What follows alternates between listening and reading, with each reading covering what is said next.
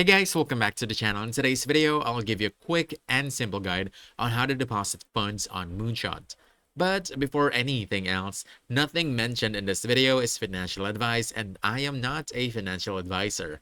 Now, this video is for informational and educational purposes only, so please do your own research. And now, with that out of the way, let's get started. First, go ahead and open your Moonshot app. Then from the home page, you want to click on Holdings at the bottom. Then on this page, you want to click on Deposit. Now at the very top, you can click that drop down and choose the currency. So you can use either cash or Solana. Then you want to choose the amount. Let's say, for example, 100. Now you want to choose the payment method. You can use credit, debit card, Binance, crypto.